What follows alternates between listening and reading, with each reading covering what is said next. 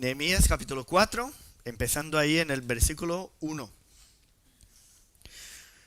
Cuando oyó Sanbalat que nosotros edificábamos el muro, se enojó y se enfureció en gran manera e hizo escarnio de los judíos. Y habló delante de sus hermanos y del ejército de Samaria y dijo: ¿Qué hacen estos débiles judíos? ¿Se les permitirá volver a ofrecer sus sacrificios? ¿Acabarán en un día? ¿Resucitarán de los montones del polvo las piedras que fueron quemadas? Y estaba junto a él Tobías amonita, el cual dijo: lo que ellos edifican del muro de piedra, si subiere una zorra, lo derribará. Oye, oh Dios nuestro, que somos objeto de su menosprecio, y vuelve el baldón de ellos sobre su cabeza, y entrégalos por despojo en la tierra de su cautiverio.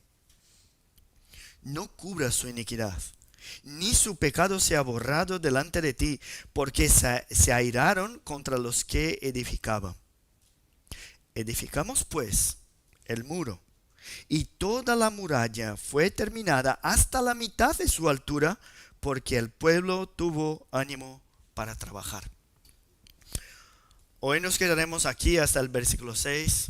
Si os acordáis, la semana pasada hemos leído una lista gigante de zonas del muro y de familias, pueblos, personas que estuvieron allí trabajando en la reconstrucción. Ahora sabemos que el pueblo está trabajando, ¿no? Están juntos, tienen un propósito, y el propósito es ver el muro de la ciudad con sus puertas y sus torres levantados. Y nosotros, que somos pueblo de Dios, sabemos la alegría que hay y que nos da cuando vemos al pueblo de Dios, a nosotros unidos, trabajando con el propósito de glorificar a Dios. ¡Qué bendición! Podemos incluso, cuando pensamos en esa situación, todo el pueblo trabajando en unidad, pensar que no vamos a tener ya ningún problema. Estamos unidos juntos, Dios es con nosotros. A veces es así que pensamos. Tenemos la idea de que la tarea del pueblo de Dios es siempre una maravilla. No hay problema. Si estamos haciendo lo que Dios quiere, pues seguramente vamos a tener prosperidad y una vida tranquila. Eso es verdad.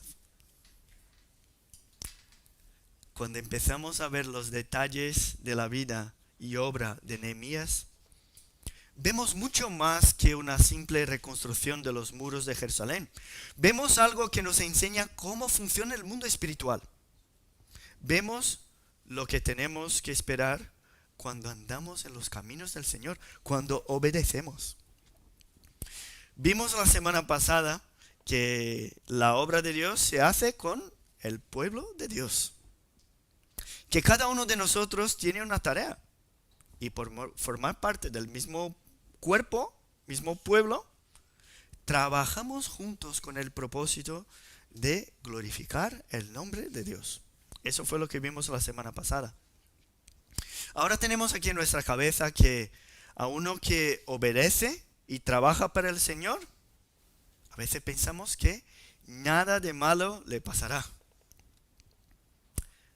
Y a veces nos sentimos frustrados cuando queremos hacer lo que agrada a Dios, y lo que pasa es que nos encontramos incluso con situaciones más difíciles que antes. ¿Cómo puede ser? ¿Y qué nos pasa a nosotros cuando lo que estamos haciendo para el Señor sufre una oposición? ¿Qué es lo que hacemos cuando buscamos glorificar a Dios y lo que encontramos es resistencia y dificultades? Y para que comprendamos allí lo que pasó con Nehemías, vamos a ver primero la oposición a la obra. Eso es lo que vamos a ver primero. Vemos desde su conversación allí en Susa, todavía en Persia, con el rey. Desde allí, las cartas que recibió a los gobernadores, que los vecinos de Judá se molestaron por el hecho de que alguien estuviera procurando el bien para los hijos de Israel. Eso es lo que vimos en los primeros capítulos. Pero la noticia solamente había disgustado a Sanballat y Tobías, que es lo que pone allí. Ya en el versículo 19 del capítulo 2, si tenéis la Biblia abierta podéis acompañar. Cuando el pueblo escuchó el plan de Nehemías y se animó a la obra, Sanballat, Tobías y Gesem se burlaron de ellos y les quisieron desanimar. Eso es lo que pone allí. Ahora en el capítulo 4, la reacción de los vecinos es más severa todavía. Al ver allí todo el pueblo trabajando la idea de la reconstrucción, tiene pinta de ser algo que se va a lograr hacer. Eso no puede ser. Incluso ahora las acusaciones y burlas ya no son solamente a los constructores del muro. Si miramos bien, ahora se burlan junto con sus aliados, con el ejército. Lo que quieren ahora los enemigos es levantar la moral de su ejército, ya que reconoce que hay una verdadera amenaza. Y lo primero que hace Sanballat es, delante de los suyos, oponerse a la reconstrucción, recordando que los judíos eran muy pocos y estaban completamente desprotegidos. La pregunta es, ¿qué hacen estos débiles judíos? ¿Y sabes qué? Lo peor es que tenía la razón. Eran muy pocos, muy débiles. En aquel entonces el pueblo judío no tenía condiciones para realizar grandes obras. O sea, ¿qué insensatez es esa de reconstruir todo el muro si sois 4 gatos? ¿Qué estáis haciendo? Y cuando he leído eso, me he acordado esta semana de una situación que nos pasó a nosotros aquí en España. Cuando fui a visitar un cura en una parroquia, tenemos una amiga en común. Ella nos presentó al cura y nos fuimos allí a merendar con él. Y tenemos muy buena relación, hablamos y tal. Pero lo que pasa es que estábamos ahí con toda la familia y se acercó otro cura de allí de la misma parroquia, su compañero. Y este sí estaba muy molesto con nuestra presencia allí. Y empezó a hacernos preguntas, algunas preguntas con el tono así de burla.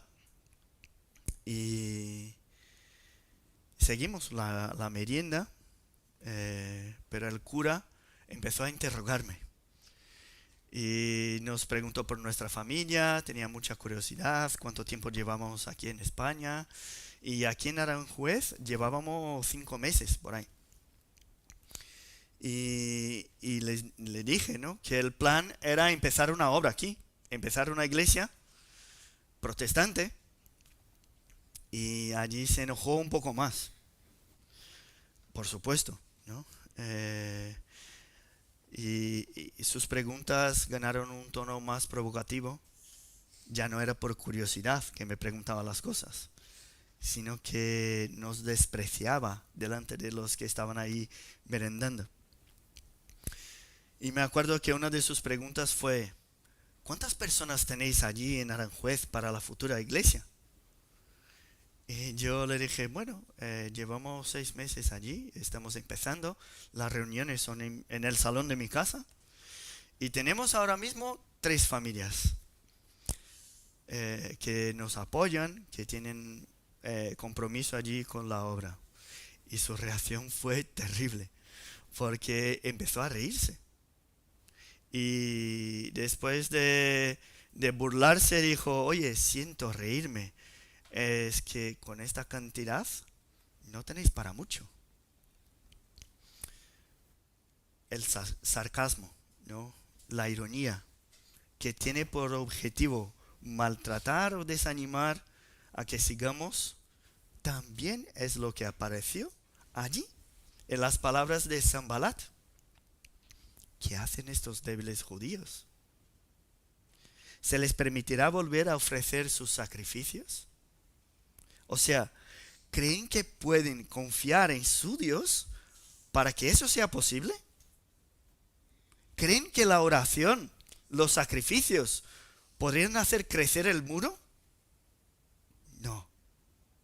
¿Qué broma más improbable es la de que un pueblo desanimado y pequeño pueda hacer algo tan grande? ¿Lo harán solamente porque oran? Y las últimas preguntas de Sanballat son una exageración total. Preguntó, ¿acabarán la obra en un día? Qué burla, ¿no?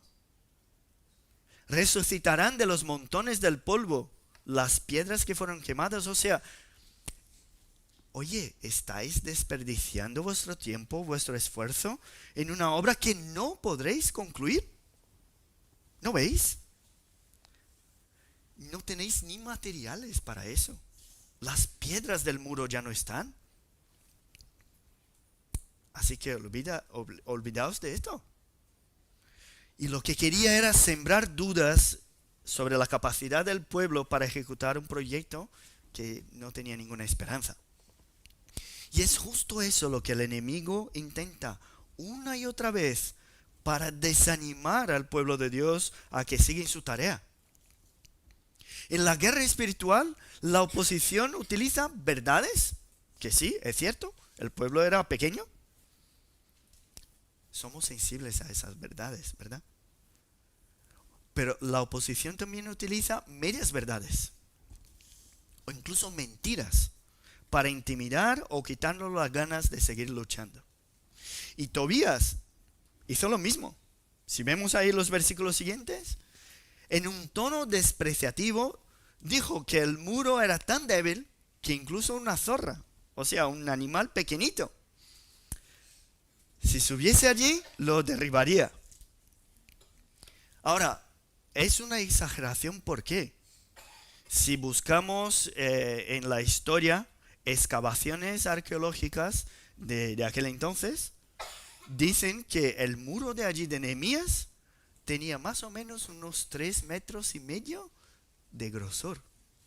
3,5 metros de grosor. O sea, una exageración total, causada por la ira que tenía al ver que el pueblo estaba trabajando. Y eso es lo que va a pasar siempre. Cada vez que nos levantamos para hacer el nombre de Dios grande, se levantará la oposición para desanimarnos, para perseguirnos, para impedir o intentar impedir que glorifiquemos el nombre del Señor. Ahora, si nuestra labor es glorificar el nombre de Cristo en nuestra vida, seguramente la oposición se levantará para desanimarnos. Conocemos un ejemplo más moderno, que son los puritanos en el siglo XVII. Delante de una comunidad cristiana que necesitaba una restauración, una reforma espiritual, se levantó allí un grupo de hermanos que querían vivir una verdadera fe cristiana. Querían experimentar en la práctica lo que creían en la teoría. ¿Sabe qué pasó? La gente se burlaba de ellos. Hay historias de puritanos que le cortaron las 2 orejas. Muchos huyeron de Inglaterra y se fueron a Estados Unidos por la persecución. ¿Por qué? Porque querían vivir una vida piadosa. Sabemos que hay exageraciones de los dos lados, ¿no? Pero allí solo el simple hecho de buscar vivir el Evangelio ya traía allí persecución y dificultades. Y la realidad es esta: cada vez que el pueblo de Dios se levanta para una reforma espiritual, para restaurar la relación que tiene con Dios, para buscar el propósito de Dios en su vida, seguramente encontrará dificultades, oposición. Incluso dice la palabra en el Nuevo Testamento que todos los que quieren vivir piadosamente, que dice, en Cristo Jesús, padecerán persecución. Eso es algo seguro. ¿Por qué? Porque si la filosofía de este mundo es buscar la satisfacción propia, cada vez que decimos que lo que queremos es satisfacer a Dios, eso trae confusión. Por ejemplo, cuando tenemos amigos borrachos y muchas veces salíamos con ellos para tomar una y otra, cuando Dios nos cambia y dejamos de hacerlo, ¿sabe qué pasa? Ellos se burlan de nosotros. Cuando tenemos amigos infieles, fornicarios, que simplemente decimos que lo que queremos es la fidelidad dentro de nuestro matrimonio, es un noviazgo santo, ¿sabe lo que pasa? Se burlan de nosotros. Y cada vez más que nuestras decisiones reflejen a Cristo, seguramente nos alejarán de los placeres pecaminosos que nos ofrece el mundo. Y a cada paso que damos vamos a ver con más claridad las diferencias que hay entre los dos reinos, entre el reino de Dios y el reino del enemigo. Ahora, en estos momentos que recibimos esa oposición, esas frustraciones, es cuando reconocemos lo que de hecho está dentro de nuestro corazón. Eso es algo cierto. Si queréis saber lo que está allí dentro de tu corazón, solo tienes que mirar la forma como reaccionas a la oposición que tienes de tus planes. Y no estoy hablando de las veces en las cuales buscas satisfacerte a ti mismo o algún deseo personal y alguien te impide. No estoy hablando de eso, porque en esta ocasión el mundo va a animarte a que lo hagas. Estoy hablando de las veces que buscas glorificar a Dios, pero algo te frustra. Y ahí os hago la siguiente pregunta.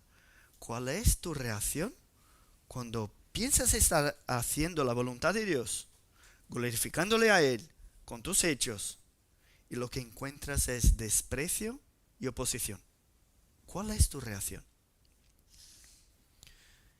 Y para ayudarnos a reflexionar en el tema, vamos a ver la respuesta de Nehemías ante la oposición, que es la segunda parte. Nehemías había salido de su vida muy cómoda, si os acordáis. Hemos estudiado los primeros capítulos. Nehemías vivía en el palacio. Vivía con el rey. Tenía el respeto, el honor del rey. Comía la comida del rey. Bebía del vino del rey. Tenía una vida tranquila allí. Pero ¿qué pasó? Después de la noticia de la situación en Jerusalén, dijo que Dios le puso algo en su corazón. Y no solamente eso, sino que la benéfica mano de Dios le bendijo con el favor del rey, que es lo que encontramos allí en los primeros capítulos. Y al llegar a Jerusalén, después de su evaluación de la situación, compartió lo que Dios le había puesto en su corazón y la manera sobrenatural que el pueblo se animó fue también una confirmación de su vocación allí en Jerusalén.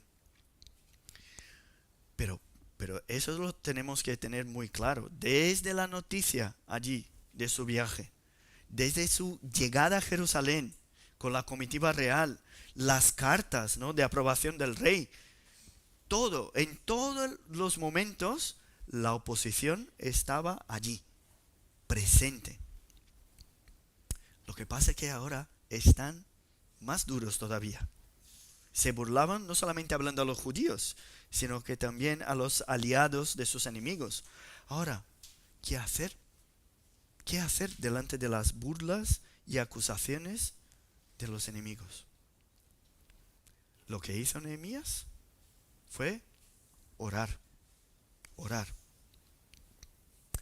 A veces pensamos que la oración es el último recurso, ¿no? Cuando ya no tenemos más opciones, pues a ver si oramos. ya que no hay nada más que hacer. Pero no debería ser así. La oración debe ser la principal arma en contra de la oposición del mundo. El versículo 4, si leemos el texto así, de golpe, el versículo 4 aparece de repente. Rompe la descripción de las acusaciones de los enemigos con una oración. Lo que vemos es que la mejor respuesta ante la oposición es la oración.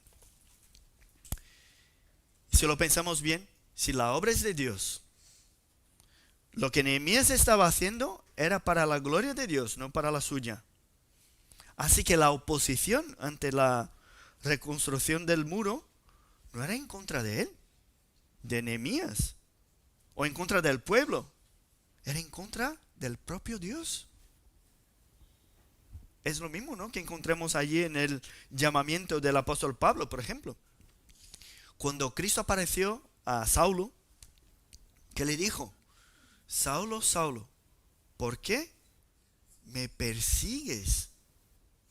Pero vamos a ver, Saulo perseguía al pueblo de Dios, a los cristianos, los del camino, pero al hacerlo, perseguía a Cristo. En la historia de Nehemías es así también. Ahora él se vuelve a Dios y le clama a él que les ayude. Y para eso Nehemías ora pidiendo que Dios actúe con justicia. No pide en contra de su salvación, del cambio de su corazón, no es eso, o de su transformación, sino que clama por la justicia divina. Lo que pide es que Dios actúe. No él, no Nehemías, Dios actúe en contra de aquellos que les estaban impidiendo cumplir la obra que era de Dios y no era suya. Y nosotros, como estamos en una sociedad que acepta mucho que hoy eso de condenar, eso de castigar, eso es muy complicado, Dios es amor, y a veces pensamos que la oración, como una oración como esa, imprecatoria, ¿no?, que es como se llama, pidiendo justicia, pensamos que está mal, que no debería estar allí. ¿Cómo pedir que Dios castigue a los enemigos del pueblo de Dios? Pero muchas veces esas oraciones en las Escrituras lo que revelan es la indignación del orador. El hombre que está allí detrás no quiere explicar lo que Dios va a hacer o dejar de hacer. Lo que está hablando es de su visión. ¿Cómo pasó en la historia de Jeremías? Jeremías estaba tan triste porque profetizaba y el pueblo no escuchaba, que para expresar su disgusto, su tristeza, dijo que no debería haber nacido, ya que su vida solo trajo dolor y sufrimiento. ¿Y qué expresa eso? Expresa el dolor del orador, del que está allí delante de Dios. Y a veces miramos esas oraciones y pensamos, qué mal, ¿no? Pero os pregunto, ¿nunca os ha pasado por la cabeza alguna inseguridad delante de la injusticia divina que tarda más de lo que nos gustaría? ¿Nunca os ha pasado a vosotros? ¿Nunca habéis pedido que Dios juzgara a las injusticias del mundo? Nosotros que vivimos en la era cristiana tenemos el modelo de Cristo. Tenemos más revelación que Nehemías. Tenemos ejemplos de su sufrimiento, el sufrimiento de Cristo por los pecadores. Tenemos el tema de poner la otra mejilla, que aparece allí en los sermones de Jesús. Pero miramos a los salmos que hablan de la condenación de los impíos y pensamos, bueno, el Dios del Antiguo Testamento era muy malvado. Ahora, el Dios del Nuevo Testamento no funciona así. Pero ¿eso es verdad? ¿Eso es cierto? Si buscamos en el Antiguo Testamento, vamos a ver que desde el Antiguo Testamento se enseñaba allí que no se debía pagar el mal con el mal. Desde allí hay textos en Éxodo cuando habla del buey de su enemigo, que teníamos que rescatar y dejarlo, devolverlo. En Levítico hay textos, en Proverbios, no tenemos tiempo, hay muchos textos que hablan del tema. Hay uno en Éxodo, por ejemplo, del buey, que dice así, Éxodo 23, 4 y 5. Si encontrares el buey de tu enemigo o su asno extraviado, vuelve a llevárselo. Si vieres el asno del que te aborrece caído debajo de su carga, ¿le dejarás sin ayuda? Antes bien, le ayudarás a levantarlo. En Proverbios 25-21 dice, si el que te aborrece tuviere hambre, dale de comer pan. Si tuvieres sed, dale de beber agua. Eso es el Antiguo Testamento. Cada uno de estos textos nos ayudan a comprender que no se debe hacer el mal para los que nos hacen el mal. Y lo que hizo Nehemías al orar no fue retribuir el mal con el mal. Cuando fue atacado de manera cruel, injusta, quitándole completamente su honor y autoridad, él no quiso retribuir la maldad. ¿Qué hizo? Se puso en las manos de Dios. Y en él, en Dios, tenía la total confianza que lo protegería a él, al pueblo y a la obra de reconstrucción. Era un hombre que hacía muchas cosas, pero aquí en esa situación no fue a por venganza. Refrenó sus prontas decisiones, su venganza, su tristeza, para presentarse delante de Dios y pedirle que le ayudara. Fue eso lo que hizo. A veces veo, incluso dentro de la iglesia, no estamos hablando de enemigos, ¿no? Entre nosotros tenemos muy buena intención, pero cuando hay algún roce, algún contacto más duro, parece que ya tenemos la perfecta libertad para devolverlo al mismo nivel. Sin embargo, mis hermanos, la maldad del otro no debe activar la nuestra. No es eso lo que nos enseñan las Escrituras. Lo que debemos hacer es recurrir a Dios en oración. Porque si es Dios quien lucha nuestras batallas, debemos creer también que es Él quien nos protegerá de las acusaciones injustas. ¿No es así?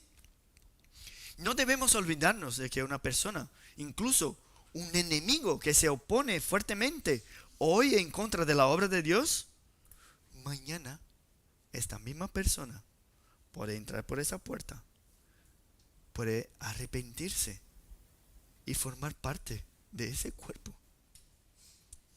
No podemos olvidarnos que eso puede pasar. Sin embargo, nosotros como pueblo de Dios podemos pedirle a Él que juzgue la injusticia y frustre los planes de aquellos que quieren impedir la obra de Dios. Eso sí podemos orar. Y ahora, después de reconocer toda la revelación, ¿no?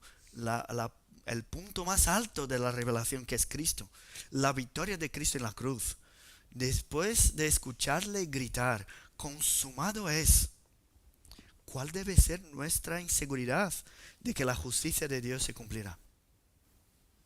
Ya no debemos tener ese miedo.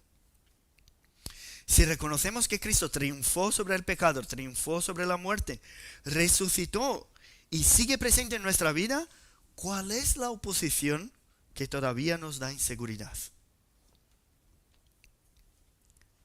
Si antes la luz del Evangelio era pequeña, a veces difícil de reconocerse delante de la revelación de Dios, ahora en Cristo la luz del mundo brilla que ya no se puede negar. Por eso el apóstol Pablo, en el texto que hemos leído de Romanos, amplía, ¿no?, la revelación de los versículos de la ley, de Proverbios, hablando de pagar el mal con bien. Y nos enseña allí en Romanos que no debemos vengarnos, sino que debemos dejar lugar a la ira de Dios. ¿Por qué? Porque Él pagará. Eso es Él que lo hará, no nosotros. O sea, en el Nuevo Testamento el apóstol Pablo no está diciendo que los enemigos no van a recibir castigo. No es eso lo que está diciendo. No habla allí en contra del castigo del que se opone, de los que persiguen, de los que maldicen. No, creemos en la gracia, pero la gracia no es una excusa para que dejemos de comprender la justicia de Dios. Ella está. No hay perdón para aquellos que se rebelan en contra de Dios, que no se arrepienten. No hay perdón para aquellos que buscan sus propios caminos. Ni en el Antiguo Testamento, ni tampoco en el Nuevo Testamento. Cristo, como hemos visto el viernes aquí juntos, Cristo ha extendido su brazo. Ha venido para salvar. Ahora, aquellos que no cogen su mano, que no aceptan esa gracia, como dice el apóstol Pablo, ascuas de fuego amontonan sobre su cabeza. La gracia, la abundancia de la gracia, lo que nos trae es una sensación de más juicio para aquellos que la rechazan. Así que si eres atacado por cumplir la voluntad de Dios, no recurras a la venganza o a medios para devolver mal por mal. Pon en las manos del Señor todas las cosas en oración y venza el mal con el bien. Que salga de tu boca cosas buenas, bendición a los que te maldicen o te persiguen. Que tus actitudes sean de las de buscar estar en paz con todos los hombres. Porque al final la justicia no es tuya, la justicia es de Dios. Es Él que vengará lo que debe ser vengado, no nosotros. Debemos dejar lugar a la ira de Dios y no a la nuestra. Si queremos seguir en la obra, seguir buscando la voluntad de Dios para nuestra vida, debemos recurrir siempre al mismo medio que utilizó Nehemías, la oración. Porque aunque todo el mundo se oponga a la obra de Dios, cuando oramos, ¿qué hacemos? Depositamos en Él nuestras preocupaciones. No en la persona, en las personas, en el apoyo financiero, en el local, no en las familias, no en un ministerio específico de la iglesia. En Él depositamos nuestras preocupaciones. De la misma manera que tú antes te oponías a Dios, tu peor enemigo puede ser alcanzado por la misma gracia. Y si no es así, es el propio Dios quien hará justicia. Nuestro deber es orar. Orar por todos los que nos preocupan. Bendecirles de todas las maneras posibles. Y si aún así sufrimos por su persecución, nada nos impide orar reconociendo que Dios hará su justicia. Dios es justo. Dios no va a permitir que las cosas sigan así. Él, nuestro Dios, será glorificado por medio de nuestra salvación, por medio de su obra y también por medio de la condenación de aquellos que rechazan y rehúsan el Evangelio. Y vemos que después de tantas críticas, tantas burlas, Él oró. No le vemos aquí, como decimos hoy, ¿no? Con una baja autoestima. Pobrecito de mí. No le vemos aquí. No vemos aquí Él buscando en sus compañeros una autoafirmación o un comentario bueno diciendo que Él era un líder estupendo. No, tampoco. Él oró. Es verdad. Pero no se quedó solamente en la oración.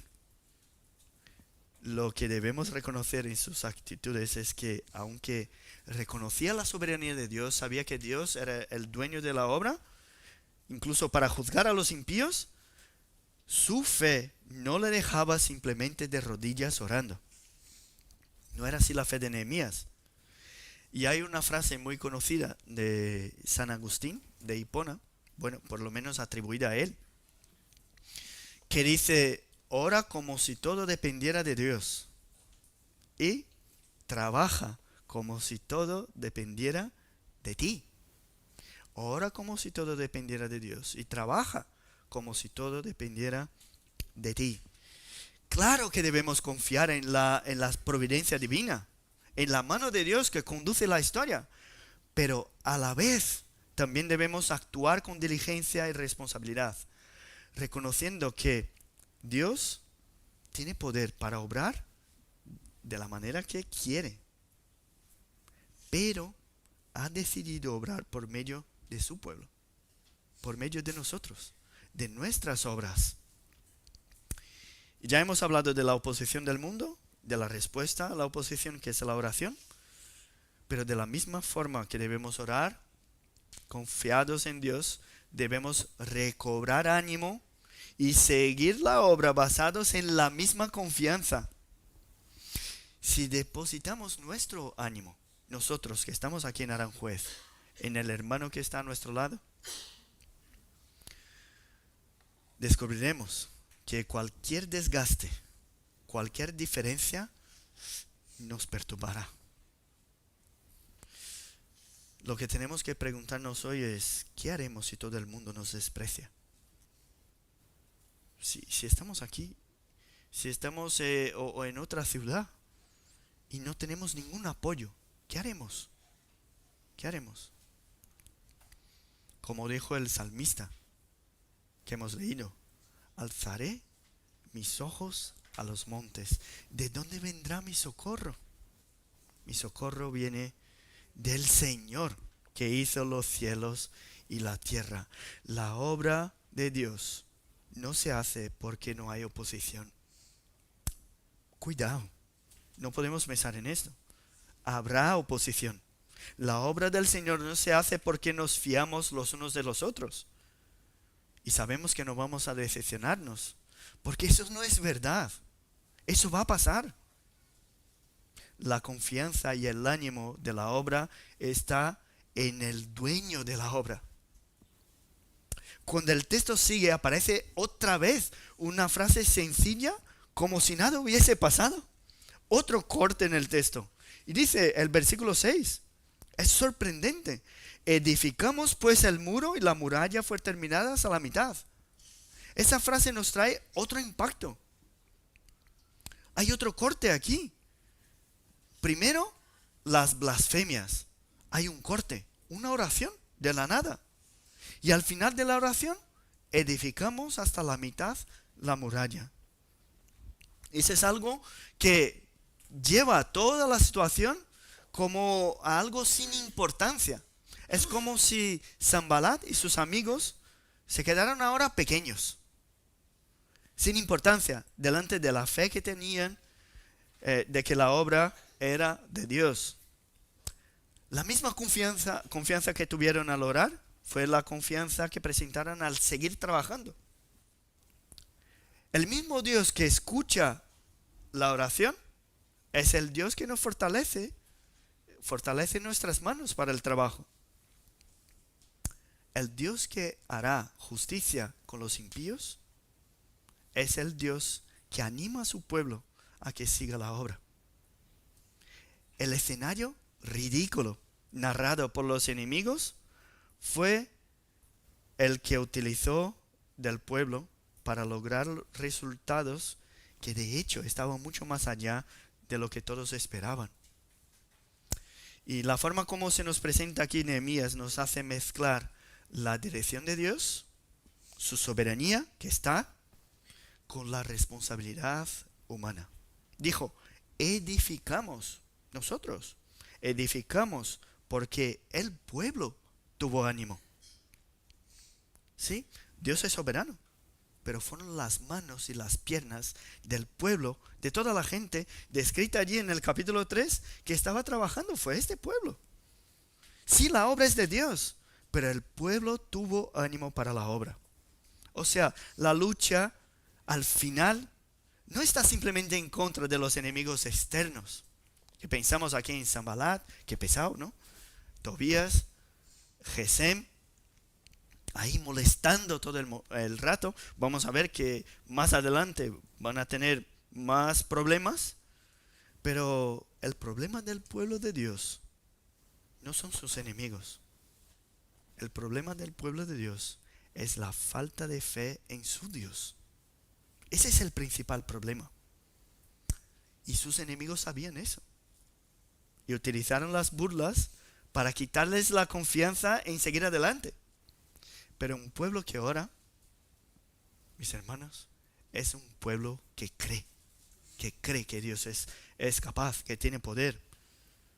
Y después de orar utilizaron una buena estrategia, que fue priorizar cerrar todo el círculo, aunque fuese hasta la mitad, ¿no?, de su altura, pero cerrarlo.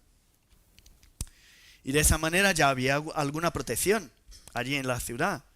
Y seguramente la preocupación de los enemigos estaría más presente, ya que se veía que habían ahí hecho mucho más de lo que se imaginaba. Ahora, si aplicamos esa historia en nuestra vida, debemos ver que cada una de las dificultades no deberían traernos ira o enojo o falta de comunión, porque justo por medio de todas ellas es que nuestra fe, la creencia que tenemos en Dios, es fortalecida. Son por medio de ellas. ¿Y sabéis lo que es bonito ver en una iglesia? Mirar hacia aquí cada uno de vosotros, cada familia de aquí de nuestra iglesia, y ver que de una manera general cada uno de nosotros está creciendo en la fe, creciendo en el conocimiento de la palabra, creciendo en santidad. Qué bonito ver que las dificultades que pasamos, cada uno de nosotros, nos llevan a confiar cada vez más en Dios. Él es nuestro creador y no en las cosas creadas. Ver que las tribulaciones no alejan al pueblo de Dios de su Dios, sino todo lo contrario. Ver que hay más acuerdo dentro de los matrimonios. ¡Qué bendición! La muralla se levanta. Y igualmente, ver que hay más cuidado espiritual dentro de las familias. ¡Qué maravilloso! Y cuando Dios nos permite ver su Santo Espíritu obrando en la familia de cada uno, ver que está presente dentro de nuestros hogares y nos restaura, mis hermanos, ya no hay oposición del enemigo que nos pueda impedir de seguir trabajando, de seguir creciendo. Y el versículo 6, para concluir, termina diciendo que edificaron el muro porque el pueblo tuvo ánimo para trabajar. Y quiero concluir con esa pregunta. ¿Dónde buscas el ánimo para la obra? Si estás buscando en personas, en las que, nosotros que estamos aquí, puede que un día lo encuentres porque somos creyentes y estamos luchando, y al otro día puede que no. Si lo buscas en las circunstancias, pues es posible que algunas sean favorables, buenas, y otras sean de oposición y rechazo. Vemos que Nehemías no encontró un buen escenario. Allí la gente estaba desanimada, el muro estaba completamente destruido, no tenían buena situación económica, no tenían una buena cantidad. Mis hermanos, vamos a encontrar frustraciones, dificultades en todas partes. Dificultades, incluso dentro de nosotros mismos. Ahora, la obra del Señor se hace porque todo viene de Él y todo es para Él. Es Él. Y hay muchos que dirán, vale, yo sirvo, yo apoyo. Pero si nadie me dice lo que me molesta. ¿Por qué? Si no hay oposición, sigo. Si hay gente para apoyarme, vale. Si hay buen rollo entre nosotros, sigo. Y al final, cualquier cosa que rompe lo que a mí me parece ideal, ya no me quedo. Si haces o dejas de hacer porque a ti te apetece, ¿no? Las glorias de tus actitudes son tuyas, no de Cristo. Esa no es la obra de Dios que Dios preparó para que anduviésemos en ellas.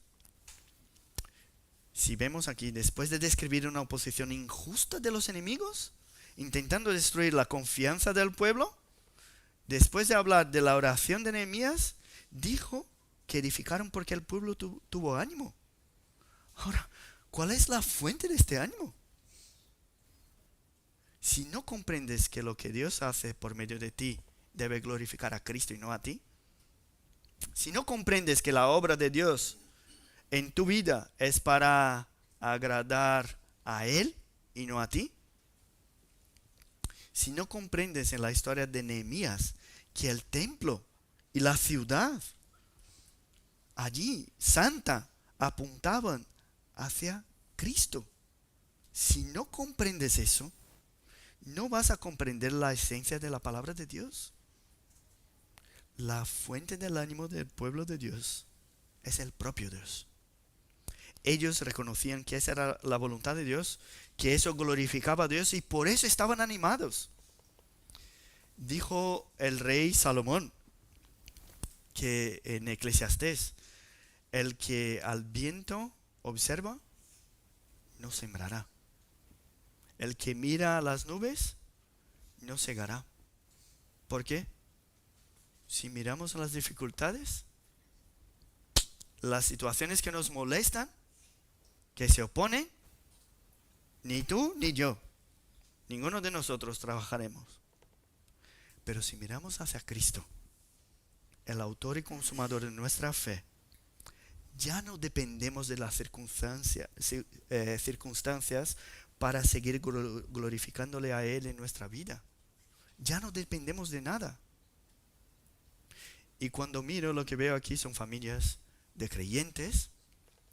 Delante aquí de la iglesia, lo que veo es esto: creyentes, pero que tienen dificultades, pero siguen luchando.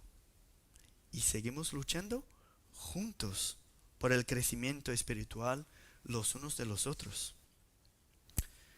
Nosotros al final somos simplemente partes de un cuerpo cuya cabeza es Cristo.